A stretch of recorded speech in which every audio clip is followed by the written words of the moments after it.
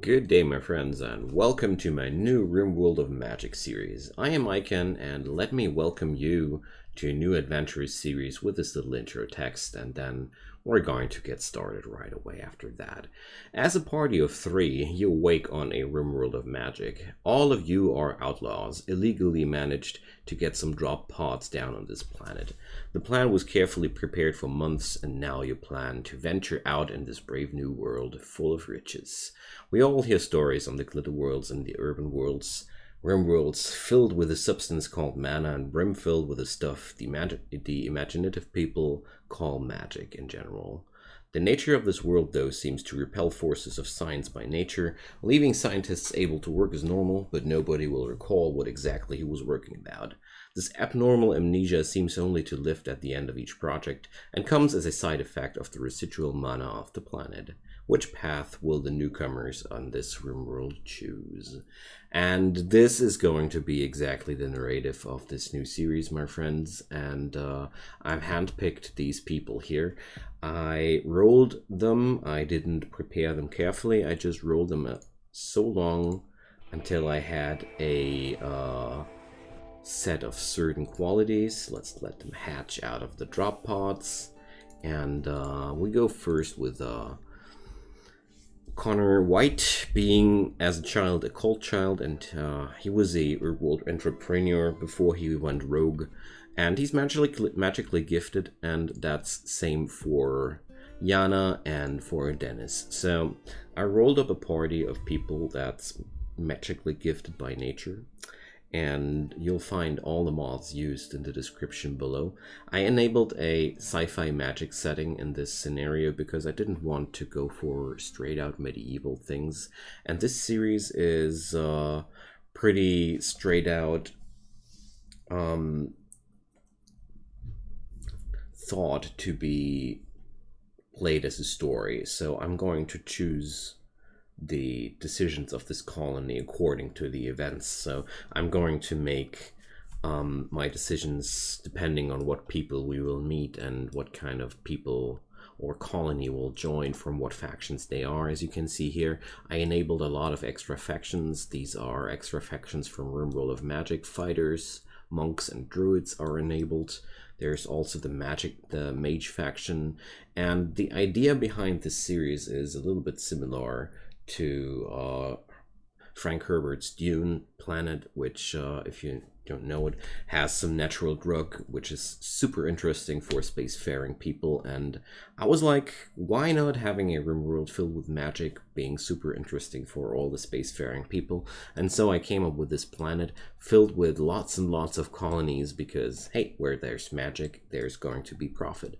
And I imagined this place as a wild mix of spacefaring intruders, natives, and whatever.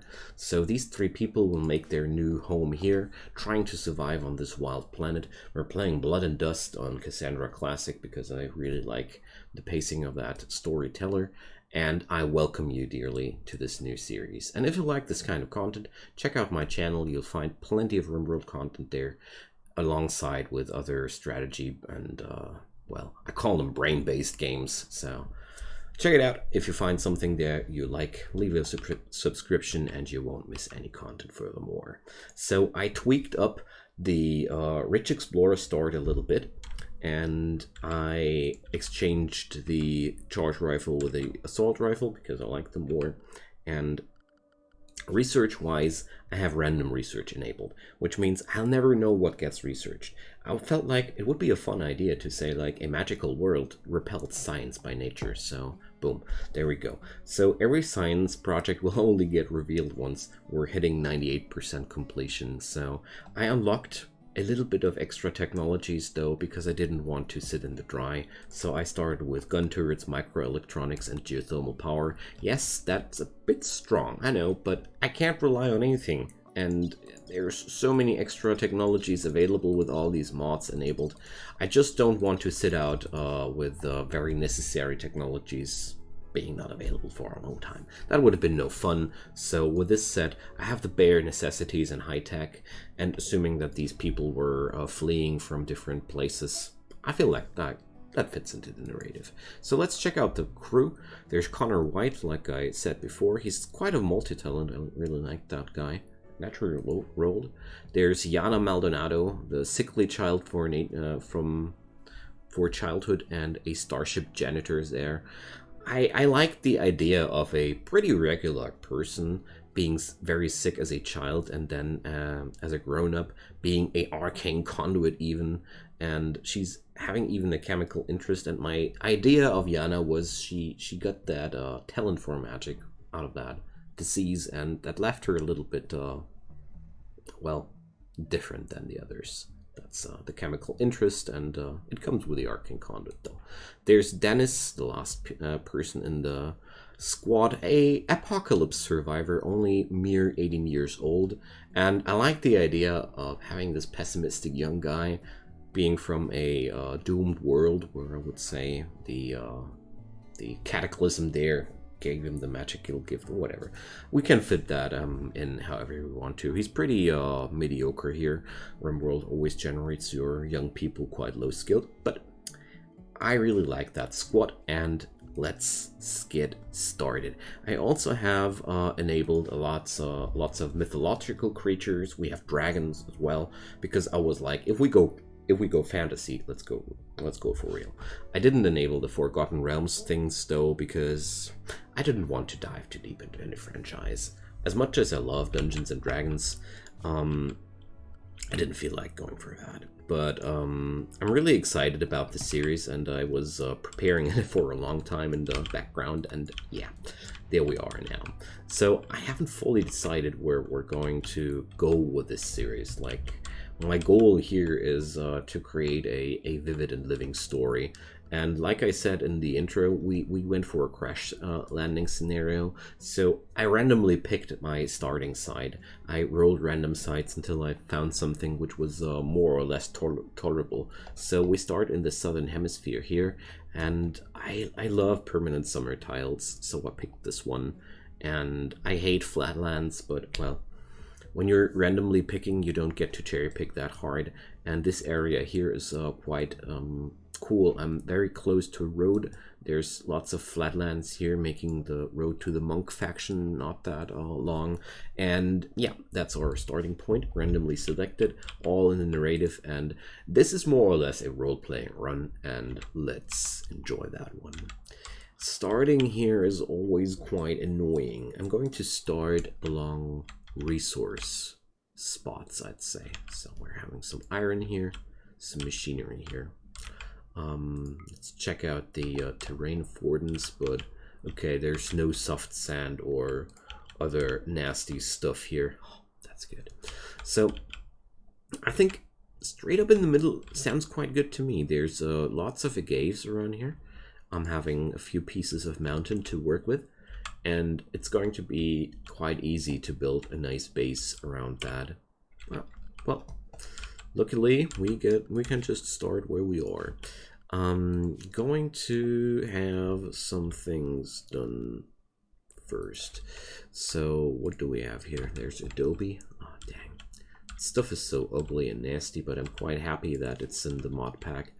Like, I really like the idea of just some Adobe remains lying out there in the arid shrublands.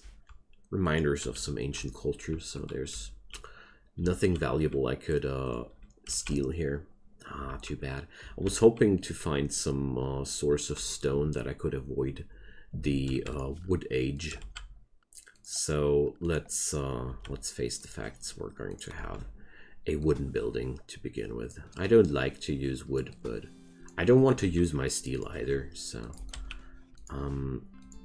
with my randomly rolled people, it's always also a problem that I don't really have any specialists or such, but I really like to start my runs like that. This always makes it quite vivid and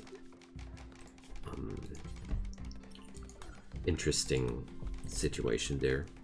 So why is my numbers mod broken? Hello? Okay, that's a new one for me. Usually I can read out all the informations here, but so there's really nothing here. Okay, So I'm going to see if I can fix that. So I went also for some wild herb mod because I felt like magic, wild herbs, witch's brews, I don't know. It just seemed to fit for me. So with this kind of start, I'm going to go for a situation like this. Having this barracks to begin with, and then I'm going to expand from that.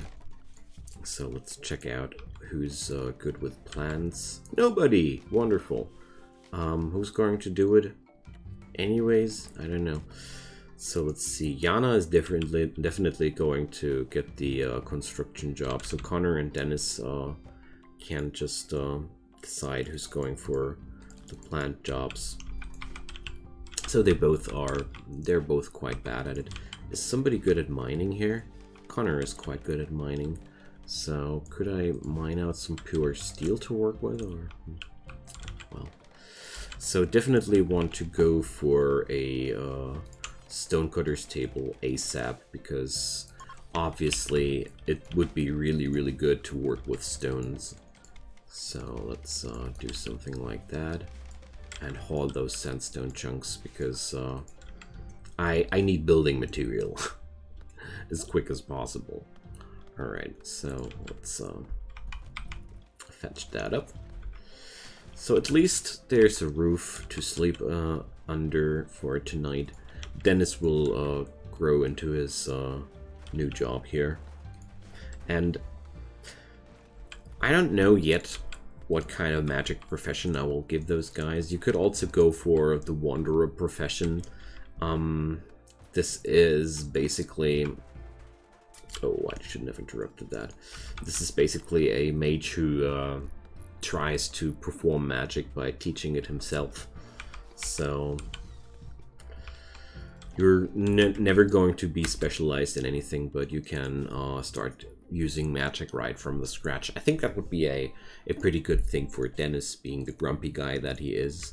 Being like, I don't wait for a mentor, I'm not going to do that on my own. So there's sandstone and lurzolite in here. Okay. So we have brown and green to work with. Okay.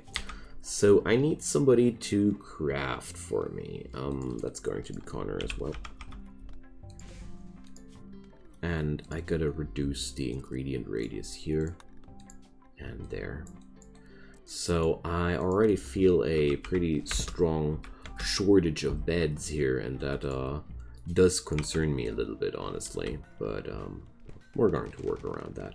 Okay, so with stones available, I have now no problem to build some serious stuff right away. So I wonder if I wouldn't want to fortify myself quite early, because I imagine on this planet these guys would want some safety early on. So what do you do when you want some safety? You create a fort, and that's what we're going to do here. So this is a pretty large amount of stone, I'm well aware of that, but this is what we're going to do. So I'm gonna harvest all those agaves and berry bushes in the time between, and let's see where this will lead us. I think I can live from the forage here, and I'm going to build those walls and stuff because I have alpha animals enabled, dragons and magical menagerie, and I'm afraid of that, okay? So I'm really afraid, and I should be afraid. That's a wise choice to be afraid of that. And imagining like these guys would be afraid too. Like if you would heard the stories of friggin' dragons running around here, I would be trying to set up a wall, and a proper wall around this place as soon as possible too. Wouldn't you too? So there we go. Usually I don't do these decisions, but I like role-playing runs a lot. So because playing efficient is one thing, but yeah, you know, maybe they'll crash and burn really quickly, I don't know. But yeah, I think Let's check out the Wanderer. Promotes the Gifted Pawn to the Wanderer class. The Wanderer has no class abilities but can learn all classless standalone abilities, cantrips using scrolls, and can improve cantrips beyond their normal potential. So, if I understand that correctly, he wouldn't be learning anything right now if I would do it like that. He wouldn't be... I would need some magic learning scrolls for that, so I'm not going to do that. Dennis will go for that path once he can get a hold of the first magic scroll. I think that would be a fitting theme, so let's go. The walls are coming up quicker than I thought. So these guys are having 34 units of packaged surviving meals, and that's why I'm quite okay with waiting this out a little bit. The agaves are quite long-living too, and well, the berries are 14 days, so we're not really in a hurry here with getting a kitchen done and all that. Arid Dropland is a quite friendly biome if you get a lucky spot like I did here. I mean, that's a good thing about having a flat tile. You have a lot of food available, and with a lot of food, you have an easy time to survive like I do here. And stuff like the calendula here, some of them are just straight out eatable, some of them are usable as medical herbal medicine. It's a quite fun mod, and I really like that one. So here's some spaceship junk. I would think this is very, very valuable to our people here, so let's send Yana out for some special assignment, because I could imagine that this is something we're finger licking about that. So here we go. And her construction rank is coming along really well, so there we go. Picking up some resource, and for now, I think I'm going to do nothing apart, focusing the construction of that wall, because I think we're afraid. We're very afraid. So I'm having plenty of sandstone blocks already available because Connor is just hammering away on that stuff. What's Dennis actually doing? Oh, okay. He's grabbing some food. Nice. What a peaceful start for this series. So they're having like a very dangerous experience here with a lion. Oh boy, that's bad. So this is also a reason why you would want a wall around your base. Oh dear. So I just hope that this lion is thinking twice about attacking me here, because I have somebody with an assault rifle available, but I think it's going to be a nasty thing anyways. So the lion is injured after a fight with the chameleon yak, okay? So at least that's something. You see, there are plenty of reasons why you would want a wall around your base. That's one of them. Wild lions. I'm only having one a simple rifle available, but I would have the tech to do more than that. So let's set up a wind turbine. I want to set it up somewhere where I can easily set up another one. Let's put it here. And let's do this because I want some source of power as soon as possible, and I would feel a lot safer just with a gun turret installed in my base here. Oh, I forgot the subsurface conduit mod. No. Yeah, well, okay. I'm going to live with ugly conduits in my base. It's something I can't tolerate. So how are the beds? I have one poor quality bed. Okay, so let's do the power conduits next. And I'm going to drop down one of those bad boys. Yeah, just one of them. Don't want to spend all my steel on one gun here, because I want to have some spare steel left. Alright, there we go. So now I feel a little bit less threatened by this lion.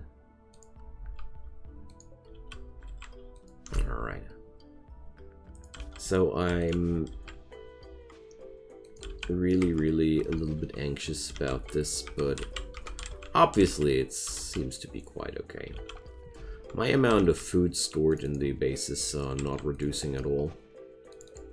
So I guess Dennis is doing a good job with the forage here. And he's learning a lot as well, so perfect. Perfect situation for the colony. So Yana is having a good sleep here. Well, oh, I should bring up some recreational horseshoe pin, a sacred thing amongst Rimworlders. So there we go. Brings bad luck to have no horseshoe pin, I'd say. So yeah, I think I'm going to live from forage here. That's why I enabled all these wonderful mods, because I always felt like it was it's a little bit weird that the game only gives you like berries and the rest is just there's nothing out there you can forage as wild food except for berries. I mean, at least there's berries, but I like the other things here as well. So these camomiles have nutrition as well. I don't know if the guys would be eating those, but well, gonna try. I'm not too experienced with this mod though, so going to explore a lot of things during this series as well. But looks like the first wall around this place is getting done in time. So that's #1 rule with arid shrubland and other wild biomes, or if you're having any nasty mod packs with animals enabled, try to put up a wall around your base ASAP. I mean, if you're having enough wood around your biome, it's quite easy to put up a wooden wall, and wooden walls are more than enough for wild animals. But yeah, it's not going to be enough for other wild beasts. And yeah, that's just the thing. I have dragons here, so wooden walls don't seem to be a wise choice. I mean, there's no dragon on this map here, but let's see what's running around here. Cactopine. So, okay. Wow. Nothing too weird yet. Wild lavender. Is that stuff eatable? I don't know. Let's check that out. I don't know.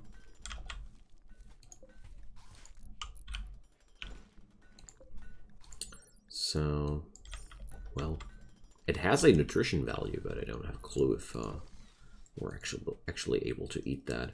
With the chives, I would be pretty sure, because I know that you can actually eat that stuff. But flowers, I think they should have more medical use, but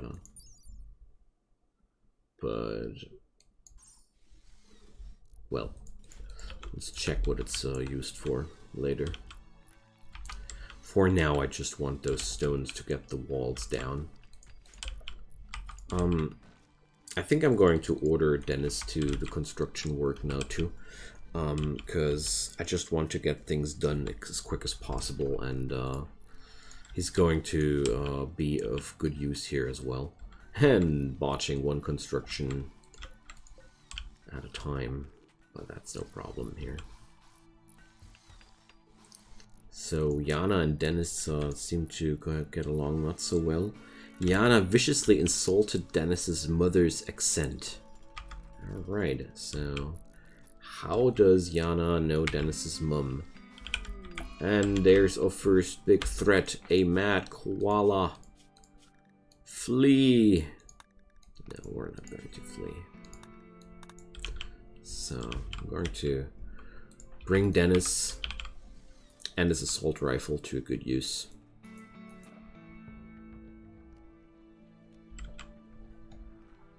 And let's get rid of that stupid koala.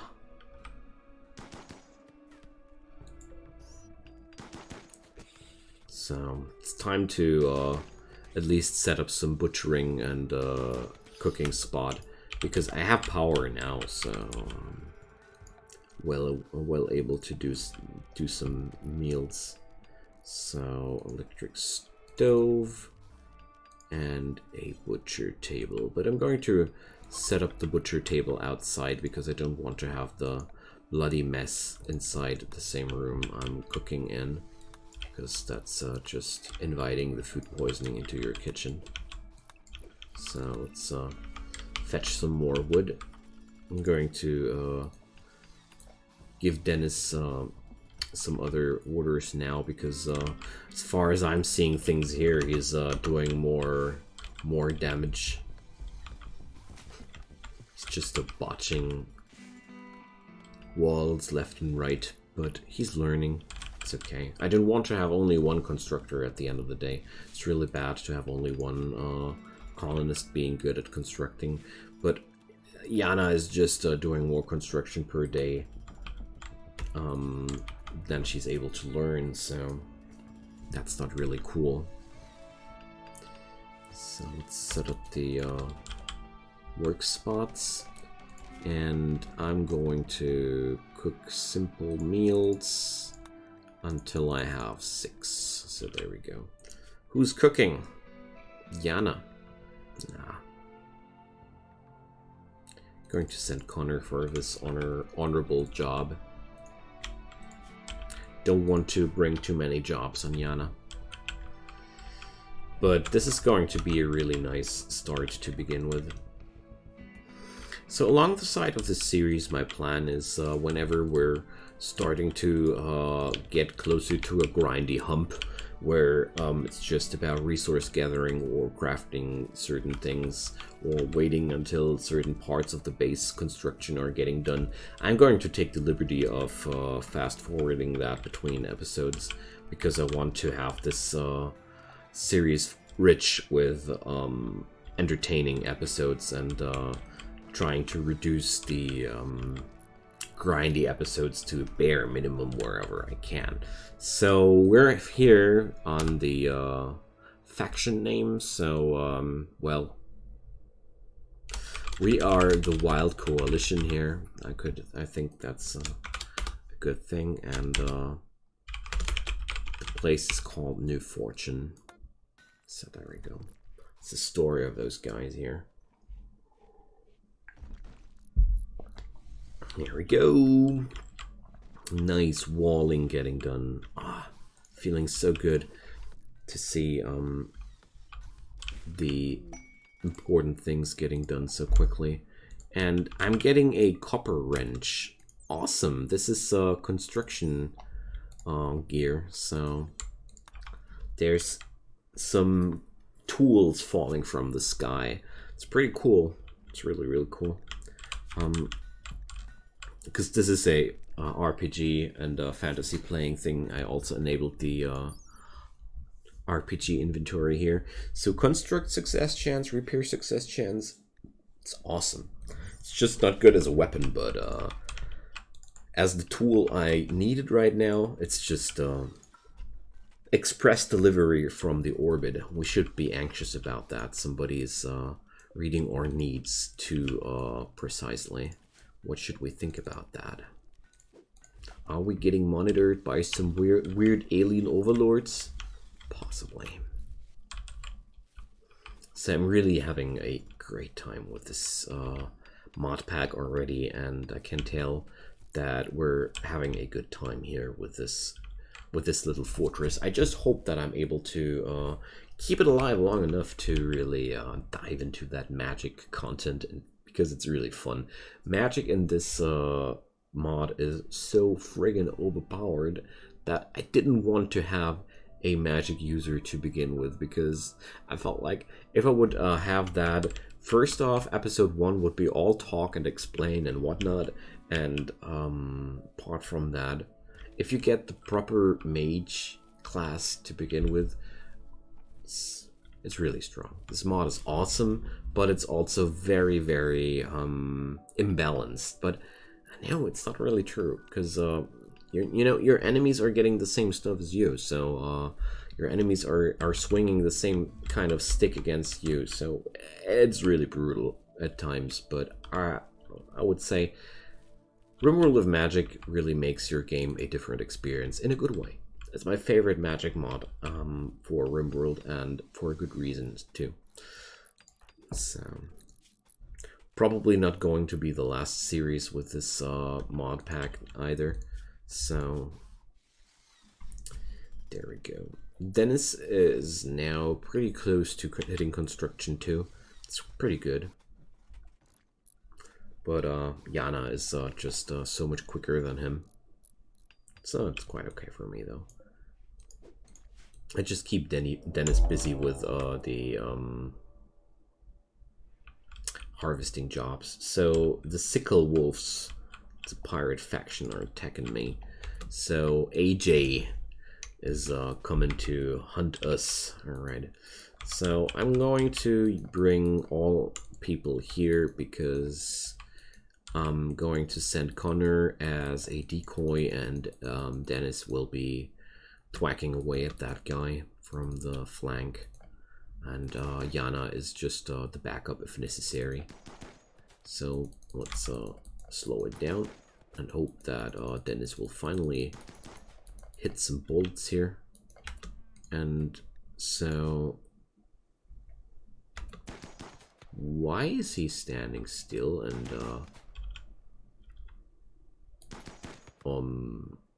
yo, AJ, that's alright.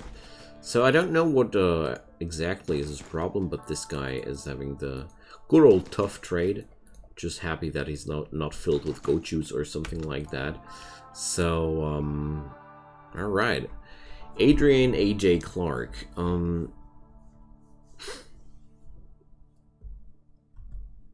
Well, I certainly don't want to hospitalize this guy, because I don't have the room for him, and he's one of those pirates that just won't be understanding any reasoning. So none of these people are having a certain kind trait or something like that, so I don't feel any guilt leaving this guy out there, because well,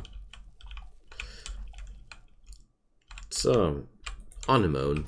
I'm going to send Dennis now to give him the mercy of a quick end. Well, as quick as it is, I don't know why you can't execute downed enemies.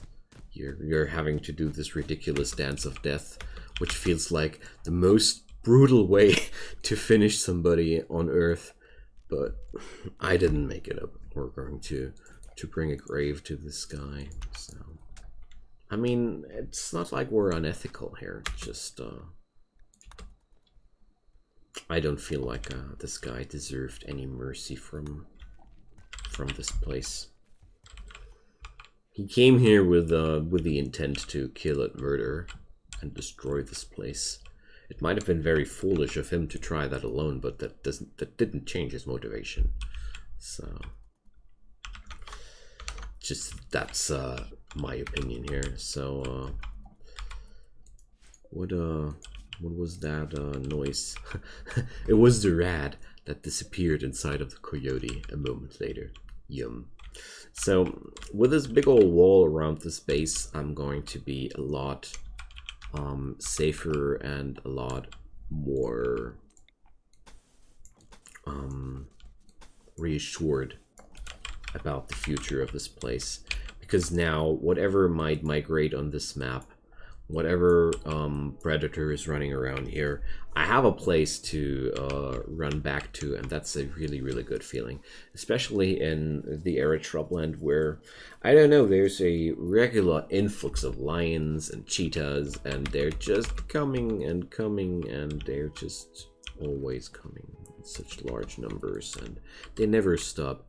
They basically never stop. And Yana now seems to be okay with leaving this corner unfinished. I'm not okay with this. Okay, I'm not okay with this. All right, that's that.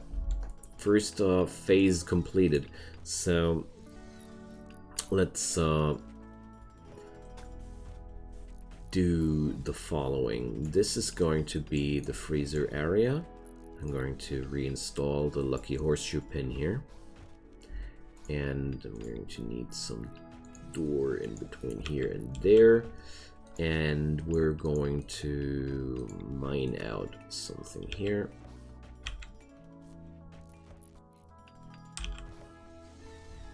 And for the time being, I'm going to cook my meals over there, but that's no permanent solution. I'm going to fetch up some source of steel as soon as possible, and then I want to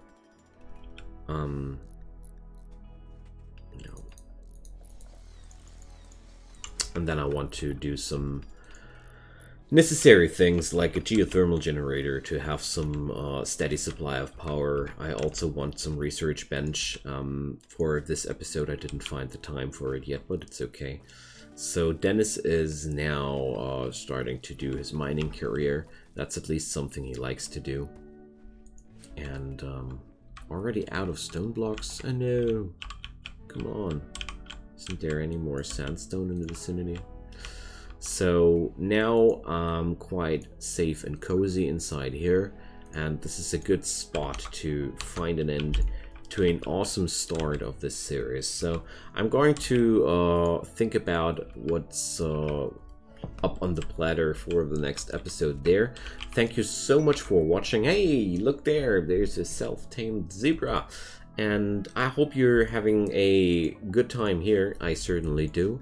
And I'd be super happy if you, my friends, could come back again. Leave a like maybe on this video to show Google that you enjoyed your time as well. And whatever might be the case, have a wonderful time and goodbye.